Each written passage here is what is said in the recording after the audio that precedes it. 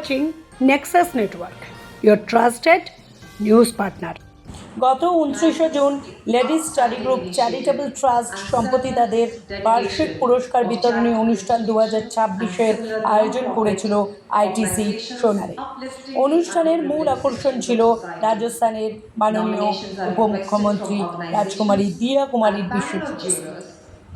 অনুষ্ঠানে Legacy and leadership, উত্তরাধিকার ও নেতৃত্ব বিষয়ক এক অন্তর্দৃষ্টিপূর্ণ কথোপকথন অনুষ্ঠিত হয়। এই বিশেষ আলোচনায় রাজকুমারী দিয়া কুমারীর সঙ্গে অনুষ্ঠানে অংশগ্রহণ করেন উদ্যোক্তা এবং অবতার ফাউন্ডেশন ফর দ্য আর্টসের প্রতিষ্ঠাতা জয়বীর জোহর। লেডিস স্টাডি গ্রুপ চ্যারিটেবল ট্রাস্টের সভাপতি এনু জোহালবালা এবং নির্বাহী কমিটির আমন্ত্রণে এই অনুষ্ঠানটি আয়োজিত হয়। অনুষ্ঠানের আলোচনা পর্বে নেতৃত্ব ও ঐতিহ্যের মেলবন্ধন নিয়ে অত্যন্ত তাৎপর্যপূর্ণ মতবিনিময় হয়েছে, যা উপস্থিত অতিথিদের বিশেষভাবে অনুপ্রাণিত করেছে। আসুন দেখে নেওয়া যাক এই অনুষ্ঠানের কয়েকটি ঝলক। Rehabilitation Council of India certified special educators, neurodivergent individuals, psychologists, therapists, social educators, and parents working towards to promote the well-being, inclusion, and rights of persons with autism. Guided by the principles of the United Nations Convention on the Rights of Persons with Disabilities, ASWB promotes autonomy, inclusion, and equal opportunities. Through partnerships and private institutions, it raises awareness and encourages inclusive practices in school, ICDS centers, and communities. ASWB provides free therapies through its Parent and Child Empowerment program, along with early intervention counseling, occupational therapy, speech and language therapy, vocational training.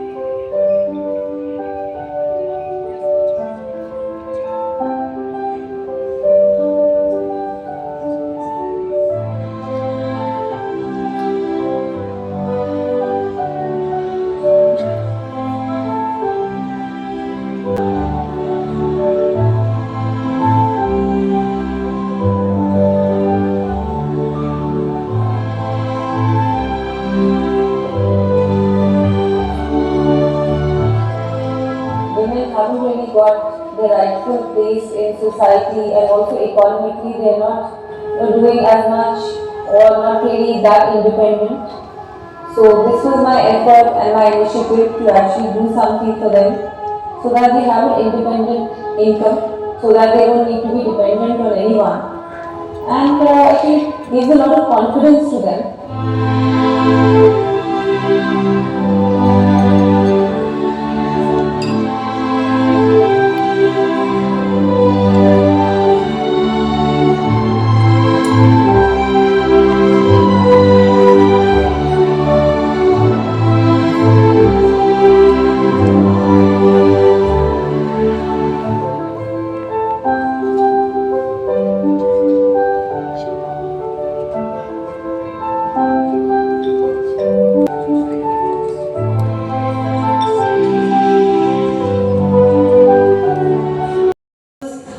From different areas, from different I wouldn't just say politics, but in the field of art, culture, medicine, architecture, scientists, everywhere.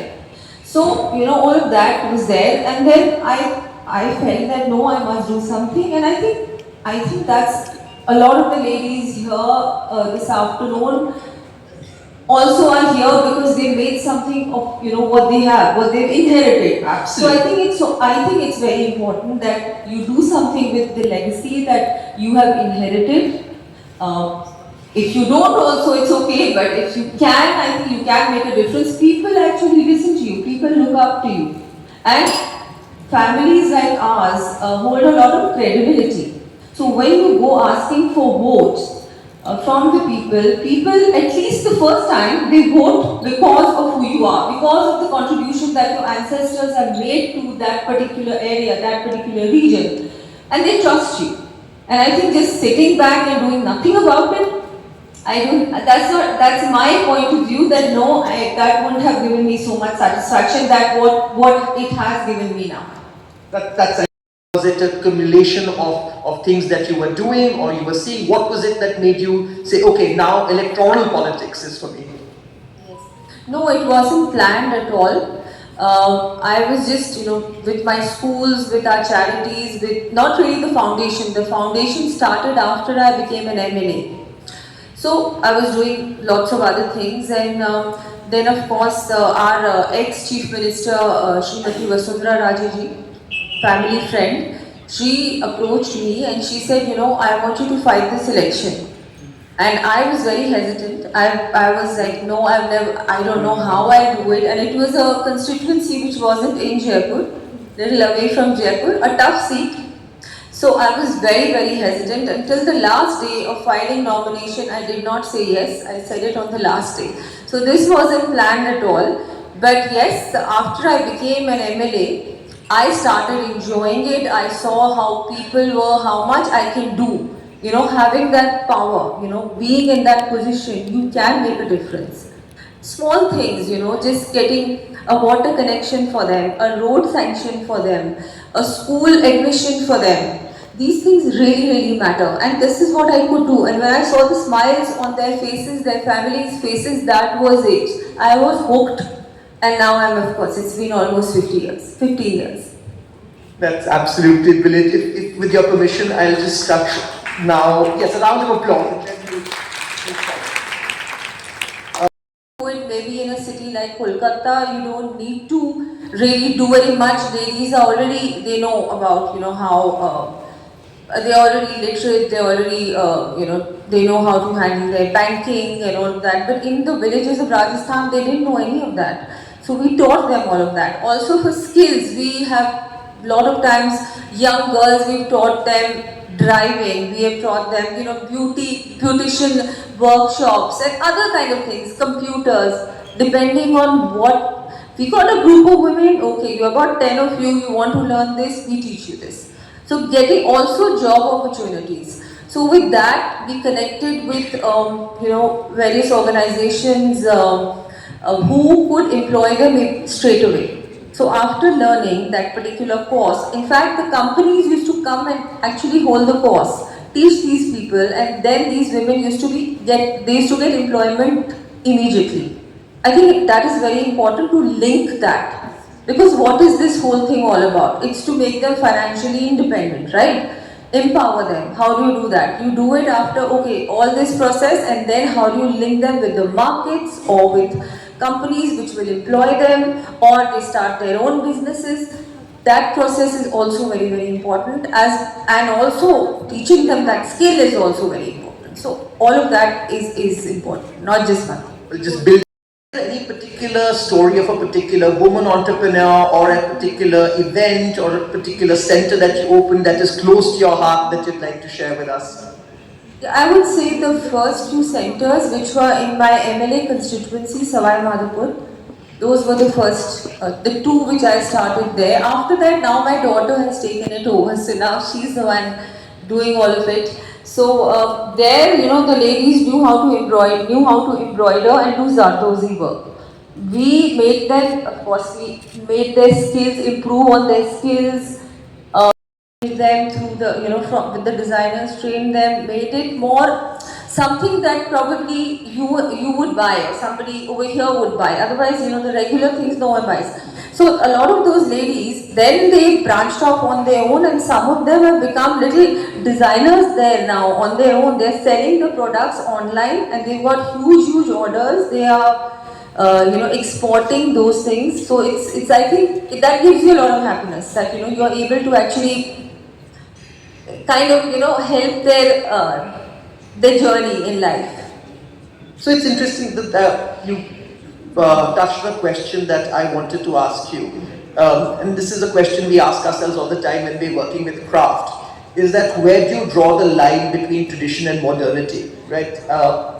Where's the line between preservation and progress? So, as you said, some of these guys are now designers in their own right, and you said traditional craft doesn't necessarily have that much of a market. So what do we do in this case without losing the essence of the craft? How do we kind of push forward progress in design? And I think you guys have worked really well with that, with where the basic structure has been kept, but the design element has been pushed forward. Yes, no, we have tried to do that, at least in the foundation, the products that the foundation makes with our center ladies, those we have tried to be as original as possible and stick to, the original craft, not play around too much with that. But yes, you have to make it wearable, you have to make it market friendly, you need to make it affordable, all of those things. So somehow you need to strike the right balance somewhere, which we have tried to do.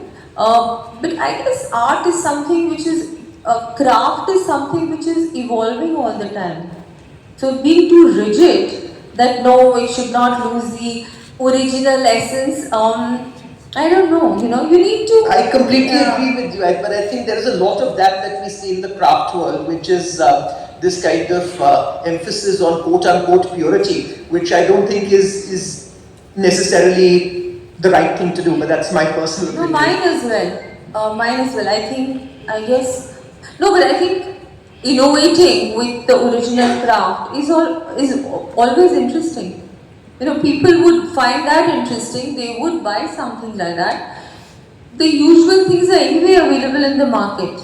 The original, that particular, if we're talking about maybe block printing.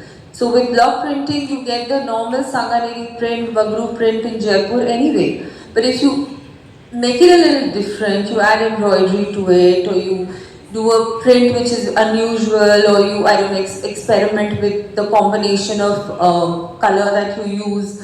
I think it's okay as long as people find it nice. I think those things also attract a lot more attention than your traditional only. And we have to attract an audience that is not already present. Otherwise, we are preaching to the converted. Also, yeah. yes. So now on the policy side, I'm very happy that you hold the arts and archaeology portfolio. I think it's one of those things which are very underrated, and most people wouldn't want it. But I'm glad it's with you.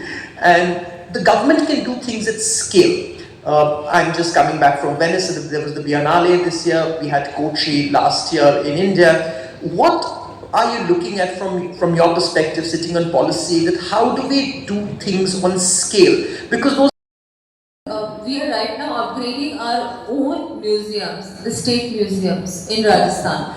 Unfortunately, they've been neglected far too long, and now we are in the process of doing that. So once that is done, then Har Ghar Museum, we will start that also. But you see, everything in the end, people expect you to be funding all of these things. Otherwise, you start a campaign. If the government starts a campaign, which Modi ji, of course, when Modi ji talks, he talks of the whole country. In Rajasthan itself, most people also can do that because they, at some point we will do it. Our government needs to repeat for that. Unfortunately, Rajasthan is in 5 years Congress and 5 years BJP. Your father, your ancestors, and their principles of leadership have you imbibed, and do you see in your children as well? Yes.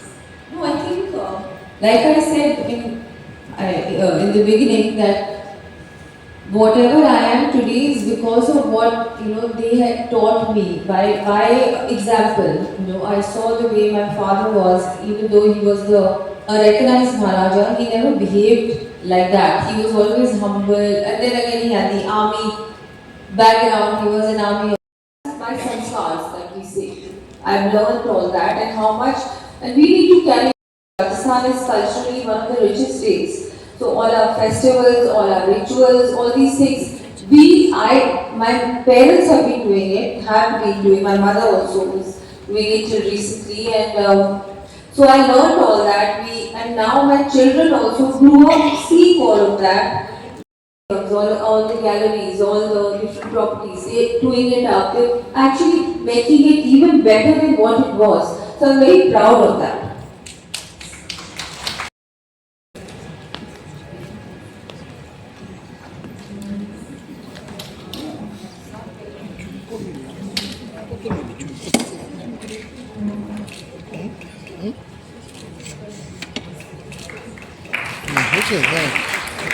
May I request Mrs. Preeti Patel, eminent Manipuri dancer, to kindly join us on stage? And could I please request LST Chairperson Mrs. Preeti Goenka to felicitate Mrs. Patel as well?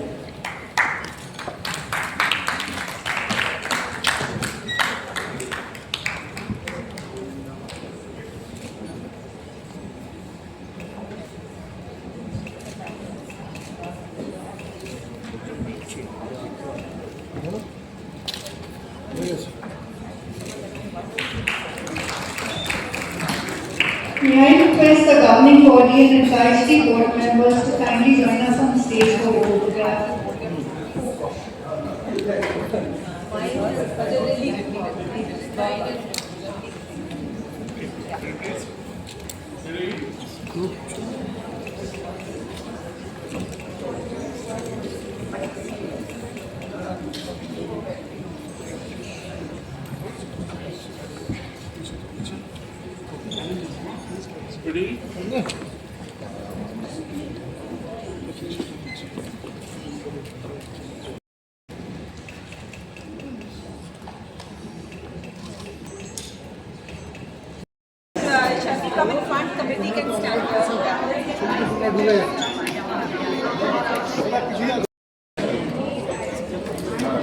Okay, Renee?